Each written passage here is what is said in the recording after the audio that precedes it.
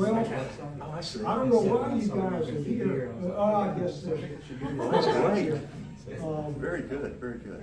our #1 selling author for 30 years is here, and he's got fans in every part of the world. We do international shipping, and we know when Robert McCammon has a new book coming out, the books are going all over the world with our shipping department, and most folks don't have the opportunity to meet him and see him, and you lucky guys who braved this weather are one of them. And if we've ever had an author that needs no introduction, it's Robert McCammon. Come on up here, Robert. All right, thank you.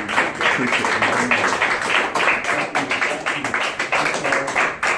Thank you very much. Let me get a little situated here with this. Thank you for being here. Before we get started, let me do one more piece of business. Oh, sure, go ahead. Okay, here, you can. Let's do that. All right. Oh, you put it there. Put it right here. Yeah. Whatever fits. I better put it right here. Well, if you do that, it's going to pull that. Oh, okay. I'll just stand here with that. Oh, okay. Like When you get tired, you put it down. I'll put it down here. There you go. I knew there was a drawback to everything. There's a drawback to everything. When Mr. McCammon gets through with his remarks, he said he'll take some questions, a few questions, and then we'll ask, just like at a wedding, everybody keep your seat and allow Mr. McCammon to go downstairs. He'll sign everybody's books. Now, normally, at his signings, we reserve the right to only sign our books, but this is a special occasion, so all the books you brought, he's agreed to sign them, and he'll be happy to do that. We do have copies of every book of his that's in print if anybody needs an extra copy. No more selling. Here's our Okay, great. Well, guys, thank you for being here. You know, it's this weather is very inducive to the kind of work I do, but it's not inducive to actually getting out and come hear me speak. So I really appreciate you being here. Thank you a lot. My new book, The Listener, from Cemetery Dance, pub date is February 27th. I was going to read a little bit, but I realized, you know, it's a hard book to find a place to read that stands alone, because if I read something, I'd either have to kind of explain the background or explain the future, what's going to happen. So I'll tell you a little bit about the book. The Listener is set in 1934 in New Orleans, and it's about a kidnapping. And I said in an interview that somebody asked me if it's horror, and I said, well, it's not really horror, but it has a strange element. And the strange element is that one of the two children who are kidnapped is a telepathic, and she has been in contact for some time with a young man who is a red cap at the New Orleans train station, and he also is telepathic. So when the two children are kidnapped, he is the only one who can hear her and help her. So that's basically the crux of the story. There are three really, really bad people in the story, and he's a really good guy. So that's kind of the crux of the book. Somebody recently asked me why I've been doing so many books that are kind of set in different time eras rather than modern. And I was thinking about this. It's kind of interesting because a lot of suspense and horror work, or suspense and mystery, depends upon a person being isolated. And with cell phones, you're never isolated. Cell phones have made it so difficult, unless you're doing tech novels or spy novels set in modern. Suspense novels are really hard to do now because of the cell phone factor. So that's not the only reason, because I like these different eras and I like doing the research of different time periods. But that's one reason. It makes it so much easier not to have to worry about a cell phone. So anyway, Listener, as I said, February 27th. I'm very excited about it. It's something I've wanted to do for a long time. And actually, it has a history, because the first story the first novelette I remember reading, maybe I was 10, but I had this huge collection of science fiction paperbacks and pulp books, and one of the stories that jumped out at me was called Descent into the Maelstrom, and it involved 4 telepaths who were sort of programmed by the government to do some spy work. But I remember reading that when I was just a kid, and I couldn't understand it. And that's something I really wanted to do. I wanted to sort of read things that were above my head so I could kind of push myself into understanding. It took me about 6 or 7 times to read the thing to understand it. But I always wanted to do something with telepaths. And so anyway, that worked out. Also, I found out that that during the Depression in the 30s, kidnapping was an epidemic all across the country. The most renowned or infamous kidnapping, of course, was the kidnapping of the Lindbergh child. But there were hundreds more, to the point where the New York Times had a box above the masthead that gave the latest news of who had been kidnapped or who had been recovered, how much money had been paid. I'm not sure that really helped the situation, but they did. Yeah. What I'd like to do, I'd like to keep this very, very informal. I'd like to really kind of talk about my career, the things I've done, why I've done the things I've done, and I'd welcome questions. If any, like I said, I want to keep this very informal. So if you have questions, let me know. So let's just go. Let me know. Anybody questions? Gosh, we got so many of them. Well,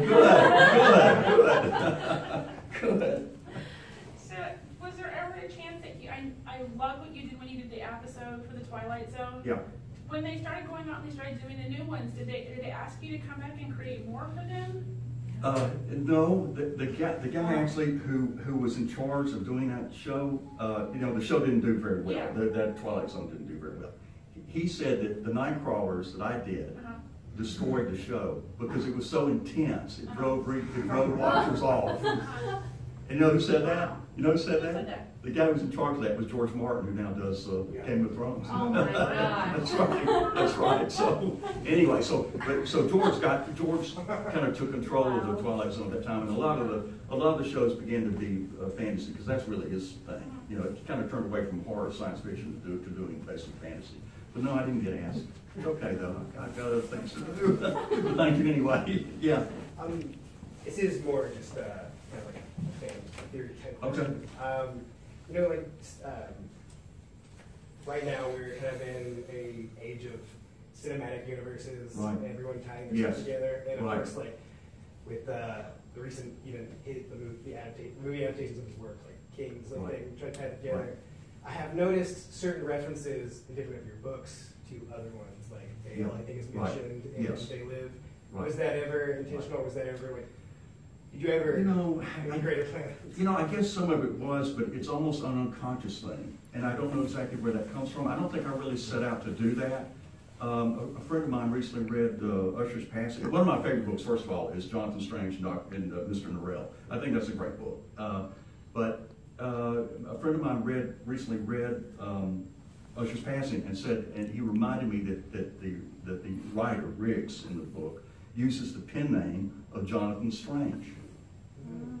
But that book was published far before Jonathan Strange and Mr. Norrell was published, which is kind of a weird thing. You didn't talk to No, I know nothing about it. It's a weird thing. So a lot of that, I think a lot of kind of seeding, some of it I've done on purpose.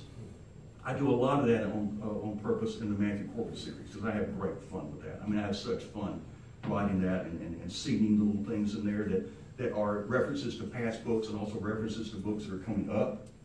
But a lot of that is a sort of unconscious thing. It just happens. It's just part of the thing, I guess. I kind of had a theory, like the man with the scarlet eye. Like every time, in another part of your novels, there was like a malevolent evil force. Yeah. I always just kind of imagined it was the same. The same thing. Well, maybe it makes sense. I was thinking like, Right. Well, that makes sense. It does make sense. And this thing kind of regenerates but never really dies. And I think that's probably true of evil itself. It just regenerates. It never really dies, does it? I don't think. Yeah.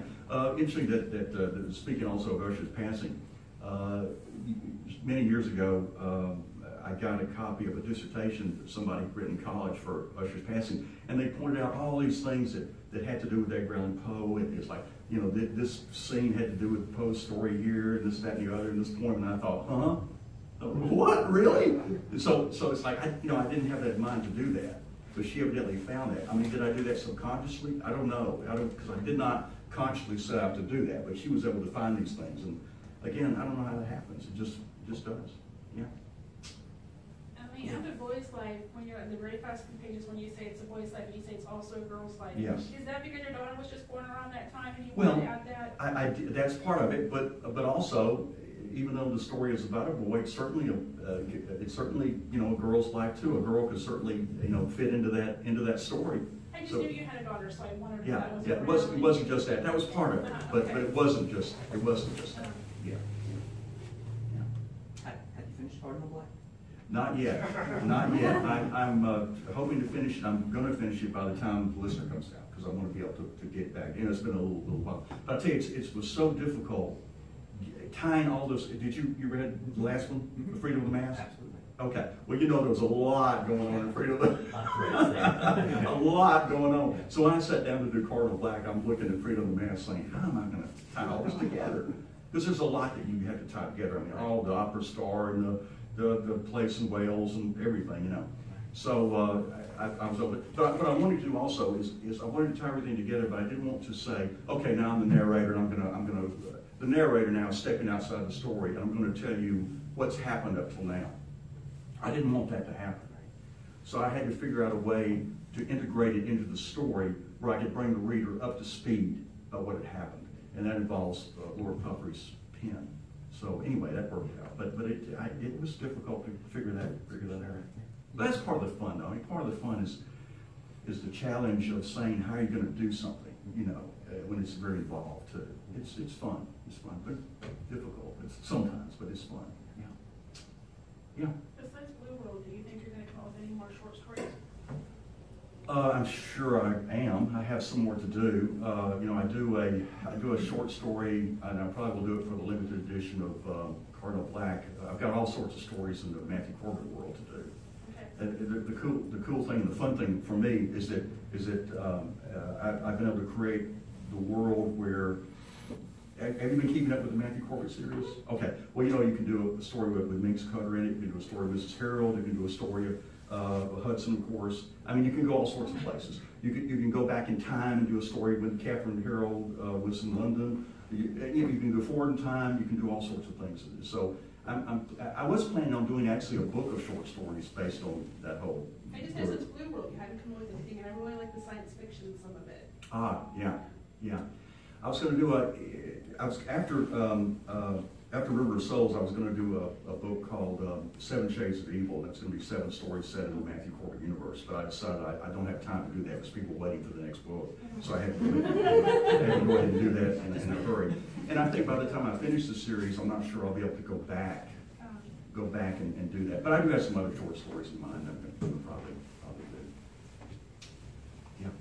Yeah. Yes, sir.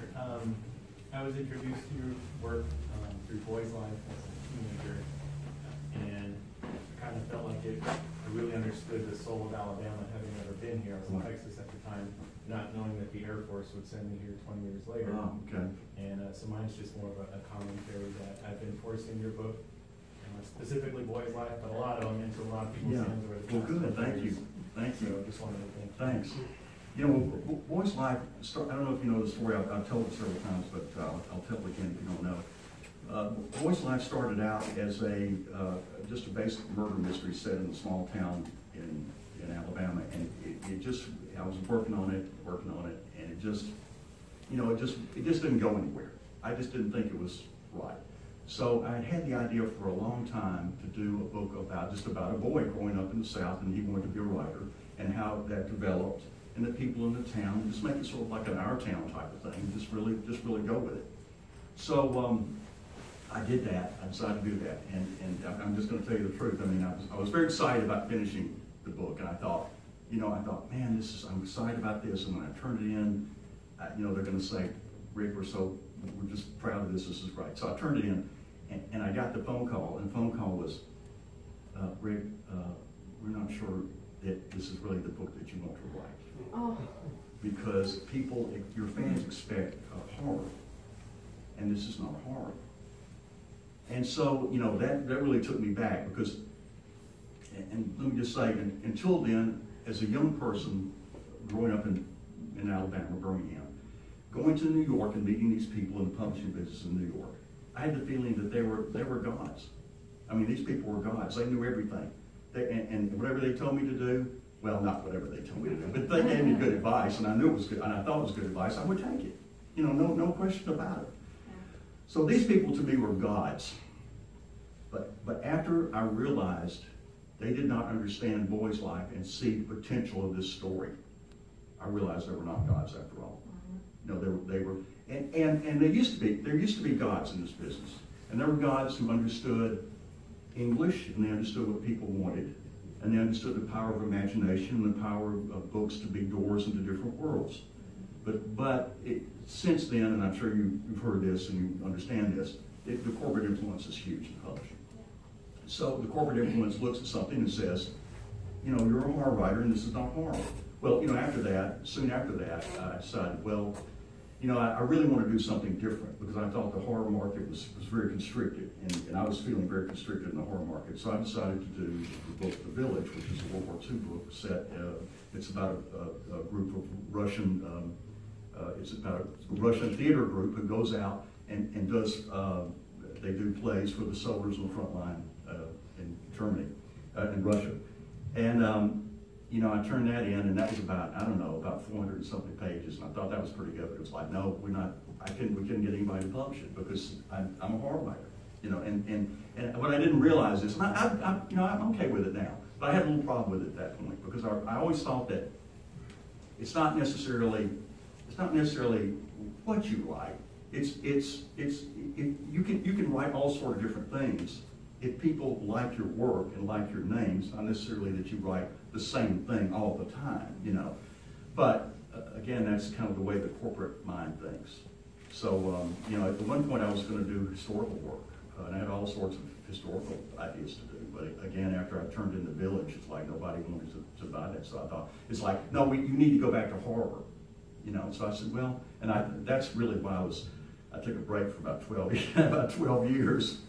Because I was very frustrated by that. I was very frustrated with the fact that I thought that I could do a lot more than what I was being given the opportunity to do. And what I didn't realize is that the very first contract I signed, which was for the novel Bale, back in about 1970-something, 70-something, it was almost like you're signing a contract that says this is what you're going to do for the rest of your career. And you don't realize that. You don't. And I think that's probably true of any person in publishing now who is in what you would call a genre. That when you sign a contract to do legal thrillers and you try to do something different, it's like, no, your name is in legal thrillers. That's what you need to do. Anyway, that was kind of my experience with voice life and publishing. But I was able to stick to my guns, and I was able to say, well, as a matter of fact, I said, they wanted me to change voice life back to what it had been before, which I thought was not very good. But that's what they wanted, because that's what they thought the audience wanted. So I said, okay, hold on to that thought, and I'll be in New York in 2 days. And I was in New York in 2 days to talk about it. And it was funny when I got to New York and I went to the publishing place to talk to them. The whole place was like empty. Like, because they had a feeling that they knew I was going to come in with my guns blazing, you know. But I didn't go in with my guns blazing, but I did go in and say, you know, this is the way it's going to be. Because I realized at that point that the boy from Birmingham, Alabama probably knew more about writing than these people who had these great Princeton educations, which is amazing to me. How did that happen? But anyway, it worked out well. Well. Yes, yes. Is there any chance that we will ever get to read The Village? No. No, because you know it's scattered. I've given it to other people to read, and parts are scattered everywhere. And now, I think it's a pretty good book, but I think now if somebody read it, they would say, "Oh, this is really not as good a book as I thought it was going to be." I think people have built up expectations for it when they've heard about it, and so I think it's probably better just to let it kind of be like, you know, one of those things that's out there, but nobody can read. No, it's pretty good though. I think it's a very, very good book. You're right, urban legend, and there, I think also there are parts that I have. There are very small parts that I've used in a different way in books since then, and I think probably people could probably read The Village and see, well, I'm going to use that character since then, or use that event since then. But I must tell you, I had a scene where went around to the publishers, and it has a scene where a train is crossing a bridge. it's in Yugoslavia, and the theatrical people are having to work with the partisans to blow up this bridge. And I had a comment from the publisher at Warner who said that was the most exciting war scene she had ever read. And it was pretty exciting. It was an armored train, had machine guns and cannons and all that sort of thing. It was pretty exciting. But anyway, I think it's probably better just to let it just sit. Yeah. So what do you think of like how Dan Simmons has gone from doing a lot of horror when he was doing Carrie and Comfort to doing like Drood and Haha Sapa, where he's done more historical thrillers recently? I haven't kept up with Dan very much. What's he done recently? He went from the whole Carrie and Comfort to doing stuff like he went ahead and he wrote Haha Sapa. It's about the Black Hills of Mount Rushmore. And he took, he took a soldier that ended up having Custer's ghost inside of him, and it was like 800 pages, but it was just so insanely historically accurate. Oh yeah, I know. But really, really good. But well, strange. he did something. He was researching the World's Fair in Chicago, wasn't he, about the wheel, the Ferris wheel? Yeah, and he was researching which way it turned, and he couldn't find out which way it turned. He was really interested in that. He did like a whole article about it, and then he decided to build this book around it. Right. But then he also did Drood before that, where he did like his whole imagined life of Charles Dickens. Yes, right. So then that became a horror book also. Right. And he said he meant historical for that, but then he incorporated horror also. Well, it's a way to sort of shift your focus. You know, it's a way to say, well, you know, I've done this, I've done this, I've done this. You've done all the things in horror that you probably need to do. The haunted house, the ghost, the werewolf, everything. So it's kind of interesting to shift your focus, and it gives you a little burst of creativity too, to find different ways to say, you know, what you want to say without relying on those very strict tenets of horror fiction. So I think it's great that he's done that. Joe, what was the name of that book where he was researching the Ferris wheel? Remember that? Yes. You know he was doing that, but I forget what book that He ended was. up calling the book Black Hills, and then he did Tear. He's got like a whole bunch of them now. They're all historical tales. Yeah. What's his latest one? You know? The one that I just finished reading that he did was Black Hills. I That- think that came out like 2 years ago. He did Has he Henry had one James since? and Sherlock Holmes, dual I think that- Right. Is that? Yeah, he just keeps taking famous Yeah. people. Well, that's a good thing. I mean, you know, There's one called The Fifth Heart that just came out. Is that the fifth part? Okay. is that what they're? It's published by Subterranean. Okay. Oh yeah. Well, you know, it's a good thing, I think, to be able to move your focus and do some different stuff. That's great. Well, you know, do you enjoy it? I mean, are you enjoying your I'm work? really liking them. I didn't think I was, because I read like a lot of Chelsea Kane, and I read like a lot of, I always liked Dan Simmons, but then when somebody started handing me these giant sort of historical tarot, I don't know if I'm gonna like this. But then I started getting into it. I loved Drood. Like it was just, because I've always liked Charles Dickens anyway. So just the take that he had on Charles Dickens, and that was a lot of dirt and shade that he threw on Charles Dickens, and so much stuff that he said he thought happened in it. And it just was so good. And now I'm just sort of, I'm just caught up in this sweep of these books. Yeah. Well, he also forgot Dickens' favorite short story about a railroad that somebody asked him right after the book came out. He said, he wrote a ghost story about a railroad wreck? Yes. Which, you know. Yeah. Simmons has been very, I think, erratic in his thing since the Terror. The Terror, yeah. But I enjoyed that. I enjoyed the Terror. It's pretty Terror was good. really Pretty good. Yeah.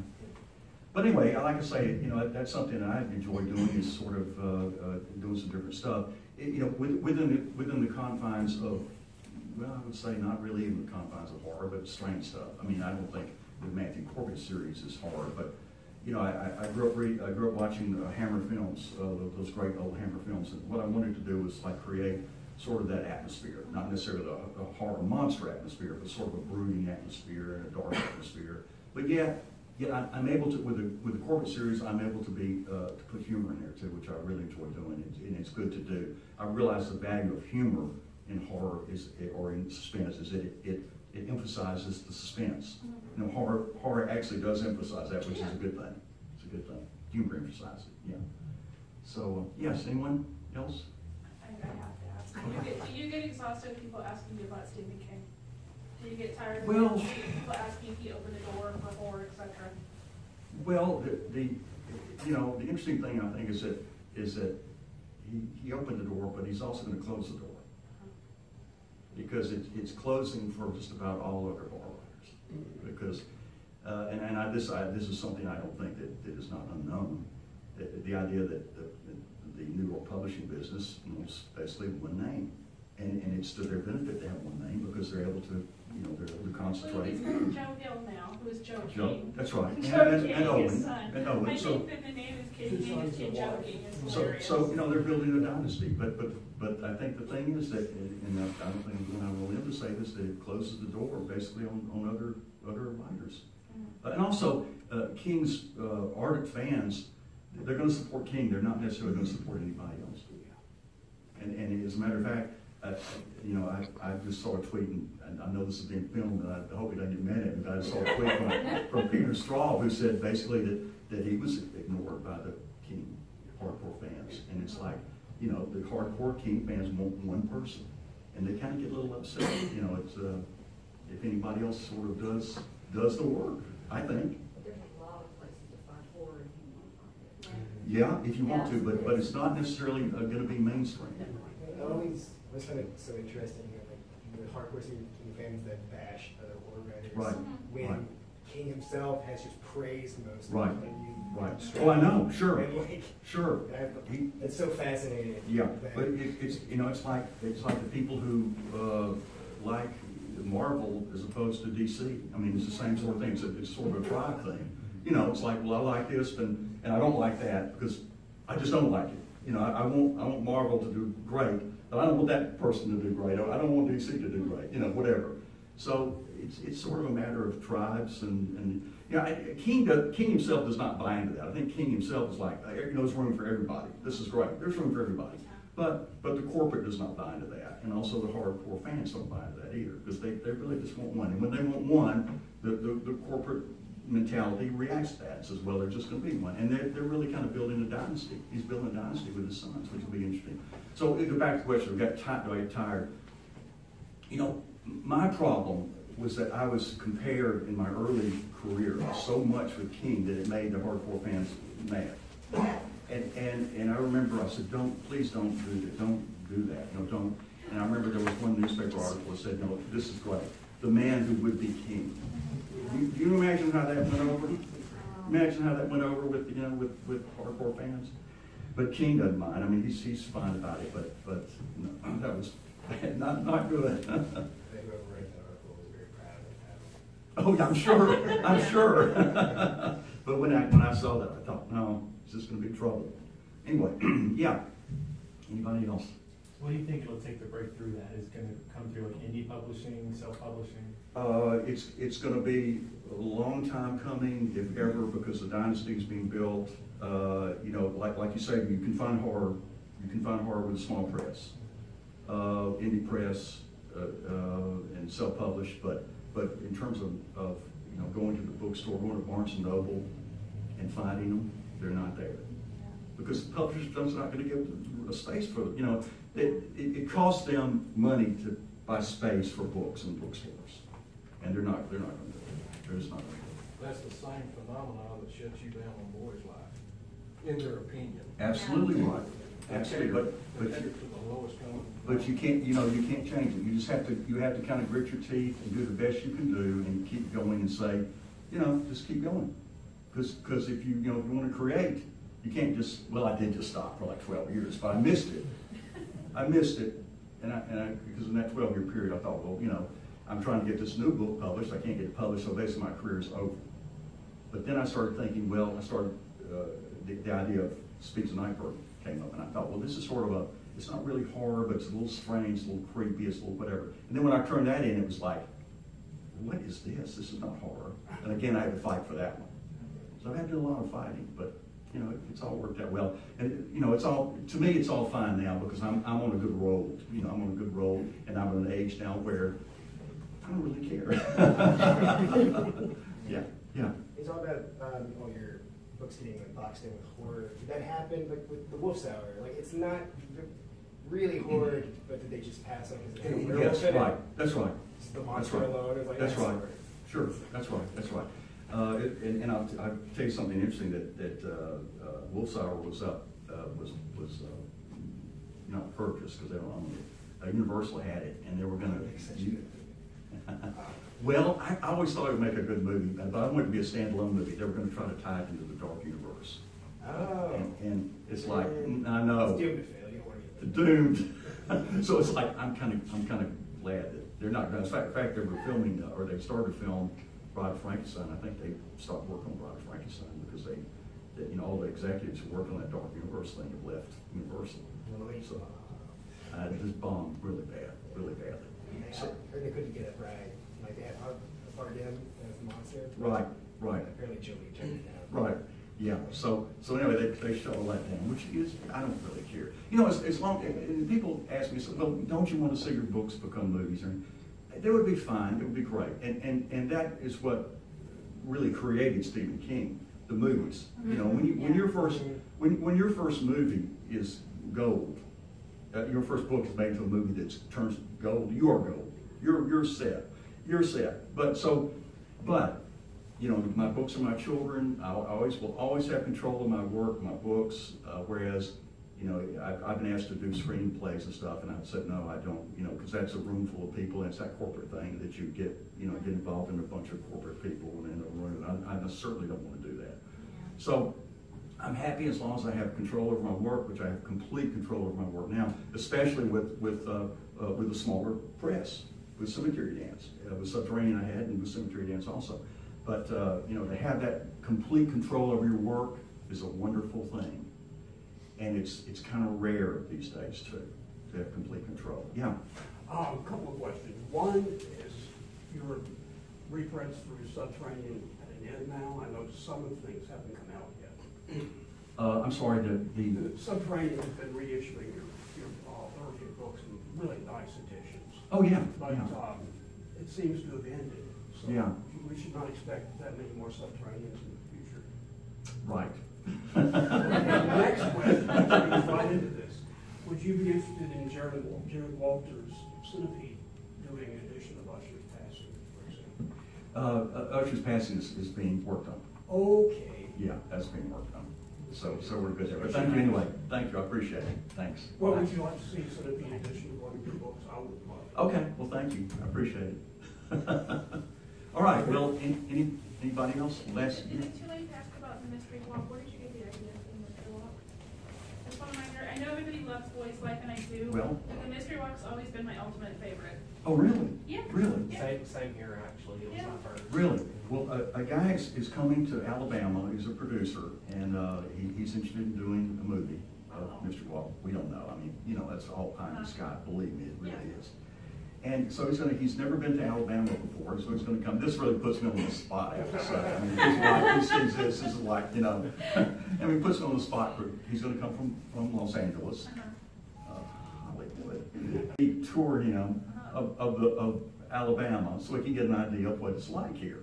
Okay. So we're moving on that, you know. So it's an interesting thing. But it's like, oh, I'm going to be put on the spot. I have to show this guy from Los Angeles, you know, the best part or the most interesting parts. Let's put it that way. But I guess he's just looking to get an idea of what it's like here, what it feels like here, before he gets any further into the. Yeah, I live in Atlanta, and everybody is filming there. Oh yeah, Atlanta. Oh, absolutely the street right. where I live at, like almost daily, they're filming on the street. Absolutely. I mean, it's going crazy over there. But to answer your question, he's going to ask me all sorts of things about Mystery Walk that I've completely forgotten. So can we just follow your I place mean, around? sure. I may need eat you to fill in details that I've forgotten. We can raise our hand. I know, it's right. It's been such a long time. Now, he will expect me to know every detail of that book. But wouldn't it be cool if you just, these people yes, just suddenly just know? They just suddenly know. They're like, look at this. That's right. That would be beneficial to me for sure. Just But like anyway, everywhere so- I go, these fans are just that's right, waiting there they for are. me. Yeah, he could be a waiter, walk up to the table, and be like, are you Robert R. McCammon? And just start talking Sure. to you. Well, to answer your question, you know, I've forgotten how I came up with that idea. It's been such a long time ago. But I think I just had the idea of the two brothers and well, no, I had, because I was really interested in parapsychology at that time too. So I was interested in the idea that somebody could communicate with the dead, and they would be not an evil dead. They would be a dead, the deceased who needed some kind of help to move from here to wherever. And I Because the think mystery that's box was telepathy, but you said in the listener, it's Yeah. the first time you tackled it, but really you tackled it in Well, mystery box. well, in Mystery Walk, it's the idea that you can communicate with the dead, Mhm. you know, and then the listener communicates only with the living. See, The we're living. having to The remind sleep. you when you did your book. I know, that's right. It's the same thing. But that's a good thing, because I've done so many. How many books have I done? I've done 23? I've done about 24. 24. Okay. Good. Well, that's pretty good to have laid off. Does that count as? So far. The night bird broken into two, or do you want? Oh, yeah, we're gonna. Well, I have about 4 more books to write. And I've given myself sort of a retirement time. I have 4 more. I'm going to finish up, of course, the Matthew Corbett series, and I have 1 more to write that I've been keeping under wraps for a long time. I have other ideas, but I don't know if I'm going to get to them or not. But this last idea, I think, is really going to be good. It's going to be a big book, kind of about magic, and anyway, so that's kind of going to be my swan song. Oh.